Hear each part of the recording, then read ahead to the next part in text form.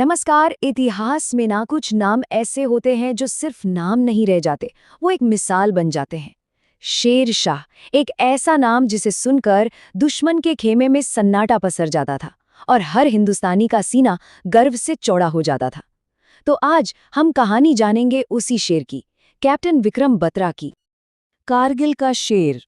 सोचिए, ये सिर्फ एक टाइटल नहीं था, ये उनकी पहचान थी। एक ऐसी पहचान जो उन्होंने अपनी हिम्मत और दिलेरी से कमाई थी।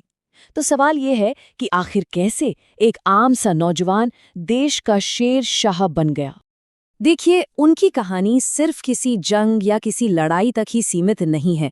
नहीं, ये उस हिम्मत, उस देशभक्ति और उस सर्वोच्च बलिदान की कहानी है जो आज भी, इतने सालों बाद भी, करोड़ों हिंदुस्तानियों को प्रेरणा देती है। तो चलिए बात करते हैं शेरशाह के उदय की। आखिर वो कौन से रास्ते थे, कौन से फैसले थे जिन्होंने पालमपुर के एक लड़के को भारतीय सेना का सबसे बड़ा हीरो बना दिया। ये सफर शुरू होता है उनके बचपन से। विक्रम बत्रा का सफर शुरू होता है हिमाचल के खूबसूरत शहर पालमपुर से। लेकिन बचपन से ही उनके अंदर ना एक अलग ही जज्बा था। स्कूल में कराटे का डिसिप्लिन हो या फिर कॉलेज में एनसीसी की वर्दी पहनना, हर एक कदम उन्हें फौज के अपने सपने के और करीब ले जा रहा था। ये सिर्फ उनके शौक नहीं थे, ये एक बड़े मकसद की तैयारी थी। और फिर उनकी जिंदगी में एक बहुत बड़ा मोड़ आया।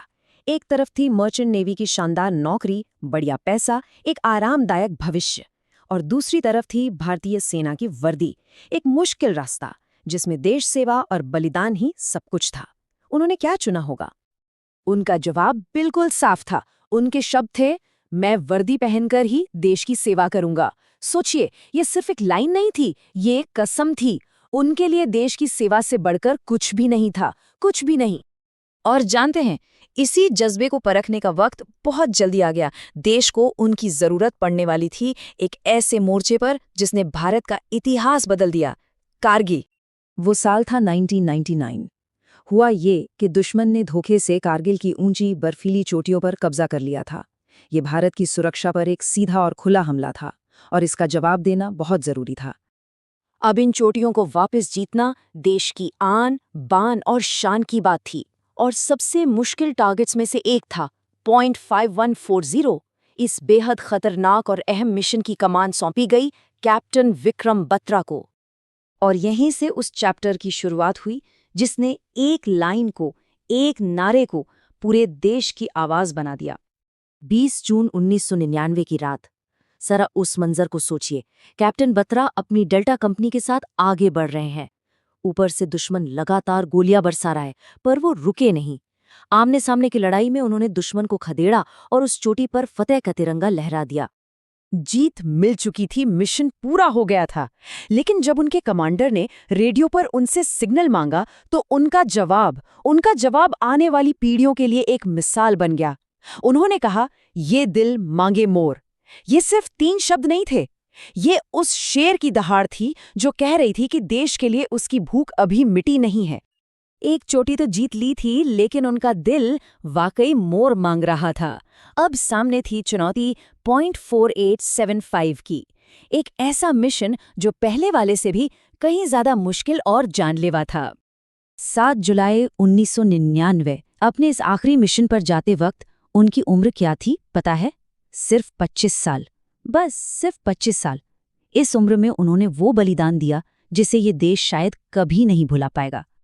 लड़ाई के बीच उनका एक साथी अफसर बुरी तरह घायल हो गया। कैप्टन बत्रा अपनी जान की परवाह किए बिना उसे बचाने के लिए दुश्मन की गोलियों के बीच कूद पड़े। उन्होंने अपने साथी को तो खींचकर बचा लिया, लेकिन देश के इस बेटे ने दुश्मन की एक गोली अपनी छाती पर ले ली। बुरी तरह घायल होने के बाद भी उनका जज्बा देखिए, वो कम नहीं हुआ। उन्होंने ग्रेनेड फेंककर दुश्मन के 5 सैनिकों को ढेर कर दिया, और उनके मुंह से जो आखिरी शब्द निकले वो भी एक युद्ध घोष थे, जय माता दी। कैप्टन बत्रा भले ही उस दिन शारीरिक रूप से हमें छोड़कर चले गए, लेकिन वो एक ऐसी विरासत, एक ऐसी लेगेसी छोड़ गए जो हमेशा हमेशा जिंदा रहेगी।